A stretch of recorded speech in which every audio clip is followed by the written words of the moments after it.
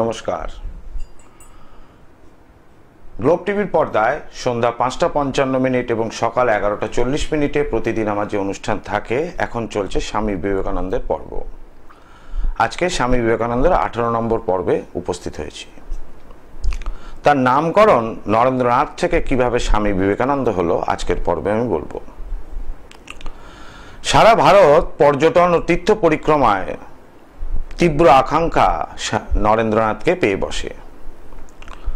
পরিধানে গৈরিক বাস, হস্তে দণ্ড ও কমণ্ডল, দিব্যকান্তি সন্ন্যাসী সেদিন মাঠের বাইরে হয়ে পড়েন, ঘর ছেড়ে বেরিয়ে পড়েন রামকৃষ্ণদেব মারা যাবার পর। বৃন্দাবন, নৈনিতাল, হরিদ্বার ইত্যাদি নানা স্থানে ভ্রমণের পর স্বামীজি উপস্থিত হয় ঋষিকেশের বিখ্যাত বেদান্ত সাধু ধনরাজগিরির আশ্রমে। সেখানে কয়েকজন গুরু ভাতার সহিত দেখা হয় তার সেই আশ্রমে, এবং ঠিক করেন হিমালয়ে গিয়ে কিছুদিন ধ্যান করবেন। হিমালয়ে ধ্যান করার সময় স্বামীজির সর্বশরীরে হিম হয়ে গিয়েছে ঠান্ডায়, নাড়ির গতি স্তব্ধ প্রায়, প্রবল জ্বরে আক্রান্ত তিনি। অন্তিমকাল উপস্থিত জেনে গুরু ভাতারা তাকে একটু নিচে নামিয়ে আনে, একটি কুঠিরে তখন রাখেন। হঠাৎ করে ওই সময় কুঠির দ্বারে এসে দাঁড়ান জটাজুটো মণ্ডিত এক বৃদ্ধ সাধু। তরুণ সন্ন্যাসীদের মুখে এবং সংকটের কথা শুনে সেই সাধুর হৃদয় গলে গেল। গৃহমধ্যে ঢুকে মৃতকল্প নরেন্দ্রনাথ অর্থাৎ স্বামীজিকে তিনি কিছুটা মধু ও পিপল চূর্ণ খাওয়ালেন। অতি সাধারণ ওষুধ, কিন্তু কেমন কাজ করলো। আস্তে আস্তে স্বামীজি চোখ খোলেন। ইতিমধ্যে বৃদ্ধ সাধু পাহাড়ে কোথায় অদৃশ্য হয়ে গেল। স্বামীজি সব কথা শুনে বললেন, হিমালয় এমন সব সাধুরা আছেন যাদের তপস্যার ফলে হাতযশ, এই যে বারবার আপনাদেরকে বলি, এই যে যজ্ঞে আমার আহুতি হয়, এই বাক সিদ্ধ অর্থাৎ মুখ থেকে যেটা বলবো সেটা, এবং তার সঙ্গে থাকবে হাতযশ অর্থাৎ এই হাতযশের কারণে ওই ঔষধ কাজ করেছে। স্বামীজি এও বলেন, আমি দেখলাম জগতে বিধাতার এক বৃহৎ কাজের ভার নিয়ে আমি এখানে এসেছি। সেই কাজ যতদিন না সম্পন্ন হবে আমার মুক্তি নেই, আমার বিশ্রাম নেই, শান্তি নেই। এরপর স্বামীজি ত্যাগী দণ্ডী সন্ন্যাসীর বেশে ভারতবর্ষের দিক দিগন্তে ঘুরে বেড়ান। এরপর হিমালয় থেকে ঋষিকেশ, তারপর আসেন গুজরাটের পোরবন্দরে। রাজসভায় স্বামীজি, সেই সময় গুজরাটে পোরবন্দরের রাজসভায় স্বামীজি উপস্থিত হয়েছেন। শঙ্কর পণ্ডুরাং সেখানকার এক পণ্ডিতের সাথে মিলে স্বামীজি প্রায় ৯ মাস যাবৎ বেদ ও পতঞ্জলির মহাভাষ্য অনুবাদ করেন। সংস্কৃততে লেখা ছিল, সেটা যথাক্রমে গুজরাটি, বাংলা এবং হিন্দি ভাষায় অনুবাদ করেন, এবং ইংলিশেও তার সঙ্গে সঙ্গে অনুবাদ করেন, ইংলিশেও করেন, এবং শাস্ত্রকে সম্পূর্ণ আয়ত্ত করে নেন, অর্থাৎ বেদ এবং পতঞ্জলির শাস্ত্রকে সম্পূর্ণ আয়ত্ত করে নেন। নবীন সন্ন্যাসীর অপূর্ব শক্তির পরিচয় পেয়ে পাণ্ডুরাং বলেছিলেন, স্বামীজি, আমার মতো আপনার মনীষা ও প্রতিভা, আমার মতে আপনার মনীষা ও প্রতিভা উপযুক্ত মর্যাদা শুধু পাশ্চাত্য দেশেই হতে পারে। আপনি যেখানে আমাদের সনাতন তত্ত্ব ব্যাখ্যা করেন, পাশ্চাত্য দেশে এর নাম বেশি পাবেন এবং প্রচারও বেশি হবে, তারপরই আপনার প্রাচ্যে আপনার নাম ছড়াবে। ওই পাণ্ডুরাংই বলেছিলেন। ফলে আমাদের দেশের সনাতন ধর্মেদের ব্যক্তিদের কল্যাণ হবে।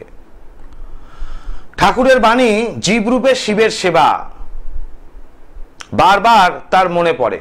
আধ্যাত্মিক চেতনার সাধারণ মানুষকে স্বপ্রতিষ্ঠিত করতে হবে, কিন্তু তার আগে প্রয়োজন জনগণের দারিদ্রতা দূর করা,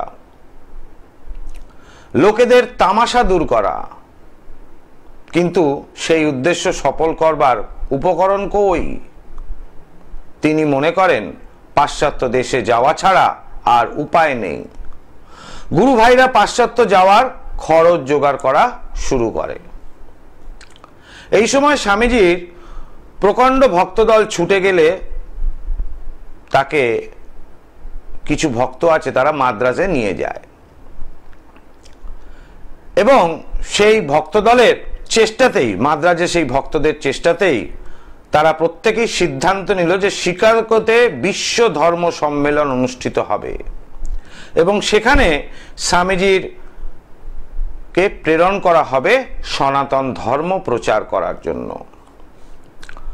প্রচুর ভক্তদের ও গুরু ভাইদের চেষ্টায় অর্থ জমা হলো। এবার শিকাগোয় যাওয়ার জন্য প্রস্তুত হলেন। সবাই বোম্বাইতে হাজির হলো। শ্রীরামকৃষ্ণ নেই, ফলে মা শারদার কাছে তার অর্থাৎ টেলিগ্রাম পাঠিয়ে বিদেশ গমনের অনুমতি নিয়ে নেন নরেন অর্থাৎ স্বামীজি। জয় মা তারা। জয় মা তারা, জয় মা তারা। বলুন, কে বলছেন, কোথা থেকে বলছেন? আমি ঘাটাল থেকে বলছি। সঞ্জয় মাইতি। সঞ্জয় মাইতি। কি নাম? সঞ্জয় মাইতি। নিজের সম্বন্ধে জানবে? হ্যাঁ, নিজের সম্পর্কে জানতে চাই। জন্ম তারিখ? 2/9/1980। টাইম?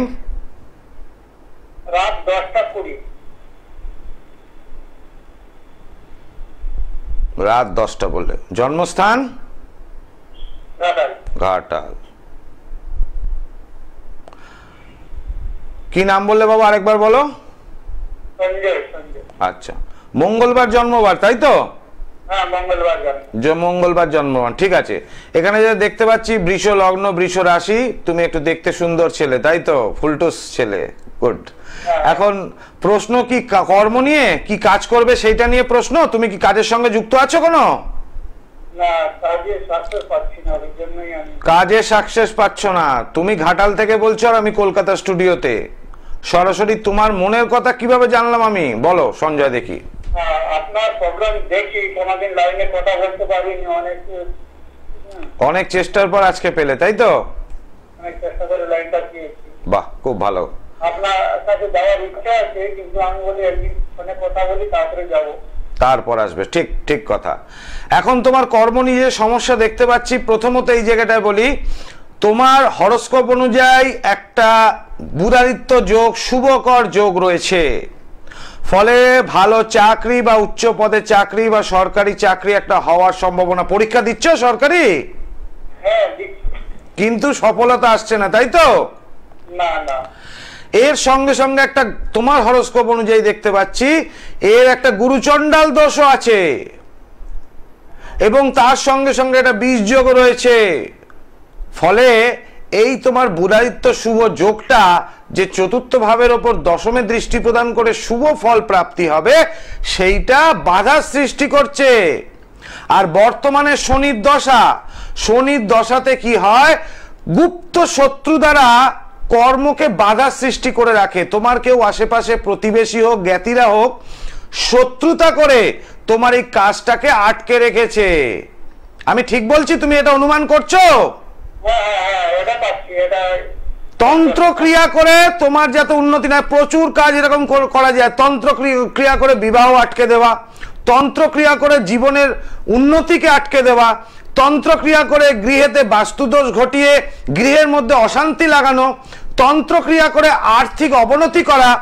ঠাকুর বাড়ির পুজো হয়েছে, নারায়ণ পুজো হয়েছে বলে পুজোর প্রসাদ সিন্নি নিয়ে এসে তার মধ্যে ওষুধ করে খাইয়ে দিয়ে শরীরের মধ্যে ওষুধ ঢুকিয়ে দেওয়া, নানা রকম সমস্যা সৃষ্টি হয়। সুতরাং সবাই তো ভালো আছে, কিন্তু আমি তো বিশ্বাস করি আমার পিছনে সবাই তো ঠিক।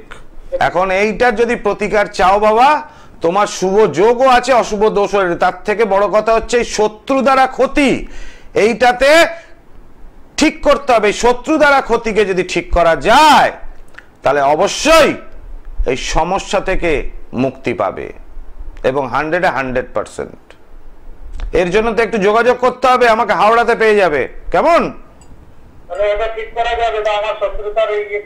একদম ঠিক করা যাবে, একদম ঠিক করা যাবে, নিশ্চিন্ত থাকো। আমি তারাপীঠ যাচ্ছি 26 তারিখ, ফলহারিণী অমাবস্যা। এই 26 তারিখ ফলহারিণী অমাবস্যার আগে তুমি শুক্রবার দিন আমাকে হাওড়ায় পাবে, সেখানে যোগাযোগ করো। আর আমার বাড়ি শ্যামবাজার, আরজিকর হসপিটালের কাছে। জয় মা তারা। দর্শক বন্ধু, আমার নিজস্ব বাসগৃহ উত্তর কলকাতার শ্যামবাজার, কলকাতা স্টেশন, আরজিকর হসপিটালের কাছে। সেখানে বুধ এবং শনি রবিবার থাকি। গড়িয়াহাট দক্ষিণ কলকাতায় পেয়ে যাবেন সোমবার দিন যথাক্রমে সকাল 11টা থেকে 2টো, এবং হাওড়া ময়দান, হাওড়া জেলায় পেয়ে যাবেন হাওড়া ময়দান চেম্বার আমার শুক্রবার দিন থাকে বিকেল 4টে থেকে 7টা। বর্ধমান তারাপীঠ যাওয়ার আগের দিন, অর্থাৎ বর্ধমান হয়ে আমি তারাপীঠ চলে যাই 25 তারিখ, 25শে মে রবিবার পড়েছে বর্ধমান, এবং 26শে মে ফলহারিণী অমাবস্যায় তারাপীঠে থাকবে চেম্বার, এবং তারাপীঠ মহাশ্মশানে রাত্রিকালে মহাযজ্ঞ ভক্তদের মঙ্গলার্থে। তারাপীঠ মহাযজ্ঞে যে আপনারা ক্রোমা স্ক্রিনে দেখতে পাচ্ছেন, ধারণ ছাড়া প্রতিকার, ধারণ ছাড়া প্রতিকার 100% হয় এই মহাযজ্ঞে। যে ব্যক্তির সমস্যা, সেই ব্যক্তির সমস্যা কিভাবে ধারণ ছাড়া হচ্ছে আমি বলছি। যে ব্যক্তির সমস্যা, সেই ব্যক্তির নাম করে এবং ছবি দিয়ে এই যজ্ঞতে আহুতি দিলে অবশ্যই 100% সমস্যা মুক্ত হয়। মানুষের সমস্যা 3টি কারণে হয়। প্রথমত গ্রহগত কারণে, দ্বিতীয়ত বাস্তুগত কারণে, তৃতীয়ত কেউ যদি ক্ষতি করে থাকে, অর্থাৎ বহিরাগত কেউ। এই 3টি কারণে ক্ষতি হতে পারে। দেখুন, অফিসের মধ্যে আপনার সঙ্গে শত্রুতা করছে, তন্ত্রক্রিয়া নাও করতে পারে, কিন্তু শত্রুতা করছে, অবশ্যই সেই জায়গায় ডিস্টার্ব হবে। বাস্তুতে ডিস্টার্ব থাকলে জীবনে সফলতা হয় না। আপনি একজন ভালো বাস্তুতে থেকে দেখবেন, সেই যেটা আপনার উন্নতি বা সব দিক থেকে ভালো যাচ্ছে, আপনার বাড়িতে আসলে। এরকম অনেকের ক্ষেত্রে হয়, বাড়ির বাইরে কোনো অনুষ্ঠান বাড়ি বা কোথাও গেলে মন ভালো থাকে, বা ঘুরতে গেছেন খুব ভালো, বাড়িতে এসেই অর্থের কিন্তু সমস্যা নেই, ঝগড়াঝাটি শুরু হয়ে গেল, শান্তি পরিবেশটা অশান্তিতে পরিণত হলো। এতে বাস্তু দোষ নির্ভর করছে। সরি। আর সব থেকে বড় কথা, পূর্বপুরুষ যারা আপনাদের বাবা, কাকা, ঠাকুরদা, পিতৃকুল, মাতৃকুলের দাদু, মামা ইত্যাদি আপনাদের সঙ্গে জড়িত থাকে। কিভাবে জড়িত থাকে? এটা স্বামী বিবেকানন্দেরই কথা। আত্মাদের যখন মৃত্যু হয়, মানে শরীরের যখন মৃত্যু ঘটে, মানুষের মৃত্যু ঘটে বা প্রাণীর মৃত্যু ঘটে, তখন তার আত্মাটা সেই ডেড বডির পাশে ঘুরতে থাকে এরকম ভাবে, বেষ্টনী করে। এই ঘুরতে ঘুরতে ঘুরতে ঘুরতে বেষ্টনীটাকে বড় করে তারা আস্তে আস্তে। এইবার তার সঞ্চিত জ্ঞান, মানুষ মৃত্যুর সঙ্গে সঙ্গে, মানুষের যখন মৃত্যু ঘটে বা যে কোনো প্রাণীর যখন মৃত্যু ঘটে, ওই যে কথায় বলে না, মানুষ মরে গেলে কিছু নিয়ে যাবে না, এটা সম্পূর্ণ ভুল কথা। মানুষ মরে যাবার পর একটা জিনিসই তার সঙ্গে নিয়ে যায়, সেটা হচ্ছে ব্রেন, মাথা। এটাই মানুষ সঙ্গে নিয়ে যায়, তার মস্তিষ্কে সঞ্চিত জ্ঞান, বুদ্ধি, বিবেচনা, এইগুলোই তার আত্মার সঙ্গে যাবে। এবং সে যে ভ্রূণের মধ্যে প্রবেশ করবে, সেই ভ্রূণের মধ্যে প্রবেশ করার সঙ্গে সঙ্গে যত অবধি সে আগের জন্মে প্রাপ্ত শিক্ষা, সেইটা নিয়ে সেই ভ্রূণে জন্মাবে। যার জন্য মানুষ ওই একটাই নিয়ে যায়, সেটা হচ্ছে তার মস্তিষ্কে সঞ্চিত জ্ঞান, বুদ্ধি। কারণ আত্মার অবস্থা, মানে দেহ ছাড়া আত্মা যখন বিচারণ করে, তখন কিন্তু তাদের নতুন কোনো জ্ঞান বুদ্ধি আসে না। এবং শক্তিশালী আমাদের মতো তান্ত্রিকরা সেই সমস্ত আত্মাদের নিজের কাছে রাখে এবং ভক্তদের মঙ্গলার্থে ক্রিয়া করি। এবং 100% আমি সেই সমস্ত শক্তিকে চুষে নিয়ে নিই। এবং সেই আত্মাদের দিয়ে যে কাজ হয়, আত্মরাজ আত্ম আনিগণ, যার জন্য মানুষ আমার কাছে এসে প্রত্যেকে কাজ পান, একজনও ঠকেন না। এই মায়ানতন্ত্রে না বলে কিছু হয় না। প্রত্যেকটা মানুষ আমার কাছে উপকার পান। কেন? প্রথম হচ্ছে আমার জ্যোতিষ বিচারের দক্ষতা, তারপর এই তন্ত্র অর্থাৎ মায়াংতন্ত্রের গুণাগুণ, যেখানে খালি হাতে কেউ যায় না। আর কবচতাবিজ যখন পরিধান করবে, ডে 1 থেকে মানুষ সমস্যা মুক্ত হয়। আচার্য পলাশের মেটাল ট্যাবলেট, জুড়ি মেলা ভার। অবশ্যই দুটো কাজই আমার হচ্ছে, ধারণ ছাড়া প্রতিকার। অনেকে কিছু পড়তে চান না, অসুবিধা হয়, সেক্ষেত্রেও প্রতিকার হয়। আর ধারণ করলে তো ডে 1 থেকে কাজ করবে। আমি কলার বন্ধুকে দেখে নিই। জয় মাতারা। জয় মাতারা। বলুন কে বলছেন, কোথা থেকে বলছেন? বিকাশ দাস বলছি, নদিয়া থেকে। নদিয়া থেকে বিকাশ দাস। নিজের সম্বন্ধে জানবেন? হ্যাঁ, নিজের। জন্ম তারিখ? জন্ম তারিখ হচ্ছে 11/5/1995। টাইম? টাইম হচ্ছে সকাল 9টা। জন্মস্থান? নদিয়া। জন্মস্থান নদিয়া। আমি যেটা দেখতে পাচ্ছি বৃহস্পতিবার জন্মবার, তাই তো? হ্যাঁ হ্যাঁ হ্যাঁ। বৃহস্পতিবার জন্মবার। মিথুন লগ্ন, কন্যা রাশি, উত্তর ফাল্গুনী নক্ষত্রে জন্ম। প্রশ্ন কি নিয়ে? প্রশ্ন ছিল তার, বলছে অনেকগুলো চাকরি পরীক্ষা দিচ্ছি কিন্তু বারবার চাকরি পরীক্ষাগুলো চাকরির জন্য ক্রেড করতে পারছি না। আচ্ছা, চাকরির পরীক্ষাগুলো সব মিস হয়ে যাচ্ছে, তাই তো? হ্যাঁ, মানে হচ্ছে না, যতবার চেষ্টা করছি ততবার কিন্তু পারছি না। আচ্ছা, ঠিক আছে। এইবার দেখো, প্রথমেই বলি, তুমি কোন কোন বিষয়ে পরীক্ষা দিয়েছো? আমি রেলওয়ে বেশিরভাগ দিয়েছি, রেলওয়ে আর ব্যাংকিং সেক্টরে দুটো ট্রাই করছি, তো হচ্ছে না স্যার। রেলের চাকরি হওয়ার একটা সম্ভাবনা রয়েছে, কিন্তু একটা সমস্যা রয়েছে, একাদশ ভাবে রবি কিন্তু কেতুযুক্ত অবস্থায়। একাদশ ভাবে রবি যদি কেতুযুক্ত অবস্থায় থাকে এবং বর্তমানে কেতুর, রাহুর মহাদশা, কেতুর অন্তর্দশা, ফলে 2025 সালের চাকরি হওয়ার একদমই নয়। এই জায়গাটা শত্রু দ্বারা, যেহেতু কেতুর দশা পড়েছে, শত্রু দ্বারা চাকরিটা আটকানো রয়েছে, বাধা দেওয়া আছে তোমার উন্নতিতে। কি করতে হবে স্যার? দেখো বাবা, আমি তো নদিয়ায় বসি না, সেক্ষেত্রে তো আমার বাড়িতে এসে যোগাযোগ করতে হবে। ঠিক আছে, এসে যোগাযোগ করো, নিশ্চয়ই তোমার এই বাধাটা কাটিয়ে দিলে চাকরি হয়ে যাবে। খুব ভালো সরকারি রেলে পাস করে যাবে, কিন্তু ওই বাধাটা না কাটালে বাবা কোনোদিনই চাকরি হবে না। কারণ এরপর আসবে শুক্র, হঠাৎ একটা অন্যভাবে জড়িয়ে পড়বে, একটা খারাপ মেয়ে ছেলের পাল্লায় পড়ে জড়িয়ে পড়ার পর নেক্সট ইয়ারে পড়বে, এবার না। আর এই বছর এমনকি হতাশাগ্রস্ত জীবন এসে যাবে। এই জায়গাটা কাটিয়ে দিলেই, এবং তোমার যে বাধা করা রয়েছে সেই বাধাটা যদি কাটিয়ে দেওয়া যায়, তাহলে 100% চাকরি তোমার হবে। তোমার হরোস্কোপে ভালো যোগ আছে। কেমন? জয় মা তারা। দর্শক বন্ধু, আমি সকলকেই সহযোগিতা করি যারা লাইভ ফোন ইন লাইভে ফোন করতে চাইছেন। দেখুন, সরাসরি ফোন করার জন্য দুটি নাম্বার রয়েছে, আর দুটি বুকিং নাম্বার, কন্ট্যাক্ট নাম্বার 9836955394 এবং 9836396305।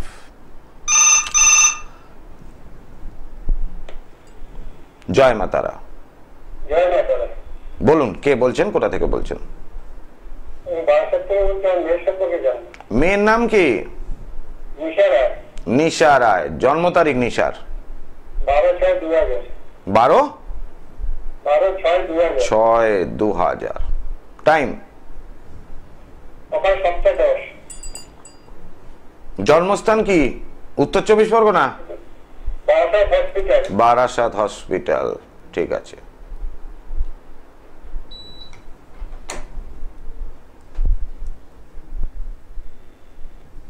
সোমবার জন্মবার দেখছি, তাই কি? সোমবার জন্মবার। মাথা গরম তো মেয়ের? মাথা গরম না?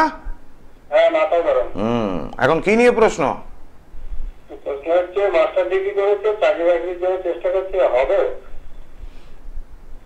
চাকরি হবে কিনা? মাস্টার ডিগ্রি করেছে, তাহলে তো টিচারের জব তো ভালো হবে, তাই না? মাস্টার ডিগ্রি করেছে তো টিচিং জবের জন্য চেষ্টা করছে। মেয়ে কি সহজেই পড়া মনে রাখে? একবার দুবার পড়লেই মনে এসে যায়? মাস্টার ডিগ্রি কি নিয়ে করেছে? এডুকেশনে অনার্স। ঠিক আছে। দেখুন, ওর গিয়ে আমি যে দেখতে পাচ্ছি, ওর দ্বাদশ ভাবে এবং লগ্ন ভাবের ওপর একাধিক গ্রহ রয়েছে। এই একাধিক গ্রহটা দ্বাদশ ভাব এবং লগ্ন ভাবকে, দুটো ভাবকেই পীড়িত করলো। মেয়েটা সব দিক থেকে ব্যালেন্সড করার চেষ্টা করে, এমনি ভালো মনের মেয়ে, কিন্তু ভাজাভুজিও খেতে ভালোবাসে তো। হ্যাঁ, আপনি বারাসাত থেকে বলছেন আর আমি কলকাতা স্টুডিও। আপনার মেয়ে ভাজাভুজি খেতে ভালোবাসে, সেটাও বলে দিলাম। গুছিয়ে ভালো মিথ্যে কথাও বলতে পারে। দেখুন, এই জায়গাটা ওর দুটো সমস্যা, লাইফে কেরিয়ার তৈরি করা এবং বিবাহ স্থান, দুটো ড্যামেজ। হোল লাইফ ও কিন্তু স্ট্রাগলিং, এবং বিয়ের পরও কিন্তু শান্তি পাবে না, শ্বশুর বাড়ি নিয়ে সমস্যা। এটা প্রতিকার অতি অবশ্যই প্রয়োজন। টিভিতে আর সময় নেই, কন্ট্রোল রুম থেকে বলছে আমাকে শেষ করার জন্য। এর জন্য একটু যোগাযোগ করতে হবে, যদি মেয়েকে নিয়ে আসতে পারেন ভালো, আর না নিয়ে আসতে পারলে ওর একটা ছবি নিয়ে আমার বাড়িতে যোগাযোগ করুন। জয় মা তারা। আমার নিজস্ব বাসগৃহ উত্তর কলকাতার শ্যামবাজার, কলকাতা স্টেশন, আরজিকর হসপিটালের কাছে, সেখানে আমার বাসগৃহ। বুকিং নাম্বার, কন্ট্যাক্ট নাম্বার লিখে রাখবেন 9836955394 এবং 9836396305। দুটি বুকিং নাম্বার রয়েছে। আর এছাড়াও যে সমস্ত চেম্বার রয়েছে, সাপ্তাহিক চেম্বার গড়িয়াহাট এবং হাওড়া ময়দান যথাক্রমে রয়েছে। আর মাসে একদিন থাকে তারাপীঠ, অমাবস্যায় মহাযজ্ঞ থাকে তারাপীঠ মহাশ্মশানে প্রতি অমাবস্যায়। এই মাসের ফলহারিণী অমাবস্যা 26 তারিখ তারাপীঠ মহাশ্মশানে সোমবার এই মহাযজ্ঞ হবে মায়াংতন্ত্রের। আর 26 তারিখই সকালের দিকে থাকে তারাপীঠ চেম্বার, তার একদিন আগে 25 তারিখ থাকে বর্ধমান চেম্বার। আমি শেষ করে দিই কিভাবে নামটা হলো তার। এই মূলত দক্ষিণ ভারতের ভক্ত শিষ্যদের জোড়াজুড়িতেই স্বামী বিবেকানন্দ শিকাগোতে যাওয়ার জন্য প্রস্তুত হলেন, এবং মূলত তারাই টাকাটা, বেশিরভাগ অংশটা তারাই জোগাড় করেছিল। শ্রীরামকৃষ্ণই ফলে মা শারদার কাছ থেকে তার অর্থাৎ টেলিগ্রাম পাঠিয়ে বিদেশ গমন অনুমতি নেন নরেন অর্থাৎ স্বামীজি। অনুমতি পাওয়ার পর স্বামীজির যাত্রার বন্দোবস্ত সম্পন্ন হলো। মূলত মাদ্রাজের ভক্তদের উৎসাহে অর্থ জোগাড়ে স্বামীজি শিকাগোতে যেতে পারলেন। 1893 সালের 30শে মে তারিখে তিনি বোম্বাইতে জাহাজে ওঠে। 1893 সালের 30শে মে তারিখে বোম্বাই থেকে তিনি জাহাজে উঠে জন্মভূমি ত্যাগ করলেন শিকাগোতে যাওয়ার জন্য। পরিধানে রঙিন রেশমি গেরুয়া পোশাক ও মাথায় পাগড়ি। পরিচয়ের জন্য তৈরি হলো নতুন নাম, স্বামী বিবেকানন্দ। অর্থাৎ এই মাদ্রাজের যারা ভক্ত শিষ্যরা ছিল, তার সঙ্গে তার গুরু ভাইরাও ছিল, বোম্বাইতেও কিছু ছিল, কলকাতা থেকেও আগমন হয়েছিল, উত্তর ভারত থেকেও এসেছিল, কিন্তু মূলত মাদ্রাজের ভক্তদের জন্যই তিনি গেলেন শিকাগোতে, এবং মায়ের অনুমতি নিয়ে তার নতুন নাম হলো স্বামী বিবেকানন্দ। অর্থাৎ যার বিবেক সবার ওপরে, এই বিবেকানন্দ, তার নামকরণ হলো। এই ভারতবর্ষের সাধকদের যে প্রচার আমি গ্লোব টিভির পর্দায় আপনাদের সামনে করি, তাতে আপনাদের সাধকদের বাণী এবং তাদের জীবন কাহিনী, তাদের পরিশ্রম কিভাবে একদিনে কোনো ফল লাভ হয় না, এই যে জায়গাটা আমাকে প্রাপ্ত করতে 1 যুগ যাবত আমাকে সাধনা করতে হয়েছে, তবে গিয়ে আমি বাকসিদ্ধ এবং হাত যশ পেয়েছি। আমি যেটা মুখে বলবো সেটা ঘটবেই ঘটবে, 100%। এতে কোনো দ্বিচারিতা নেই। প্রত্যেকটা ব্যক্তি জানেন যে আমার কাছে আসলে কেউ খালি হাতে ফেরে না। আমি আগে প্রয়োজনীয় যা কিছু ভক্তদের প্রদান করি, কোনো মূল্য নিই না তার জন্য। মানুষ উপকার পেলে আমাকে দিয়ে যায়, এবং 100% প্রত্যেকটা মানুষ আমার কাছে উপকার পান। এই যে তারাপীঠ মহাশ্মশানে প্রতি অমাবস্যায় যজ্ঞ ক্রিয়া করি, প্রত্যেকটা মানুষ আমার কাছে এসে উপকার পেয়েছেন। এমনকি আমি বলি, আপনাদের নির্বাচন যদি ভুল হয় তাহলে অন্য জায়গায় আগে ঘুরুন, সেখানে যদি প্রতিকার না হয় তবে সেই সমস্যার সমাধানের জন্য আচার্য পলাশ তৈরি। সব জায়গায় ঘুরে আমার কাছে আসার পর লাস্টে গিয়ে আমি কাজটা করি, এবং প্রত্যেকটা মানুষ আমার কাছে এসে উপকার পেয়েছেন। কারণ আমি সাধকদের বাণী যখন প্রচার করছি, আমি কাউকে আজ পর্যন্ত ঠকাইনি, আর ঈশ্বরের কৃপায় কাউকে ঠকাতেও হবে না। আমি যেটা মুখ দিয়ে বলবো যে তোর এটা হবে, তাহলে হবে। আর আমি যাকে মুখ দিয়ে বলবো যে তোর এটা হবে না, তো হবে না। এই বাক সিদ্ধতা অর্জন করতে হয়েছে 1 যুগ যাবত সাধনা করে, এবং তার সঙ্গে সঙ্গে হাত যশ, যে হাত দিয়ে যজ্ঞতে ক্রিয়া করি বা কাউকে কিছু প্রদান করি, 100% প্রত্যেকটা মানুষ আমার কাছে উপকার পান। দর্শক বন্ধু, সময় নির্দেশ করছে অনুষ্ঠান শেষ করার জন্য। আজকের মতো আমি বিদায় নিচ্ছি। সবাই ভালো থাকুন, সুস্থ থাকুন। ओम सर्वमंगल मंगल्ये शिवे सर्वार्थ साधिके शरण्ये त्र्यंबके गौरी नारायणी नमस्तुते।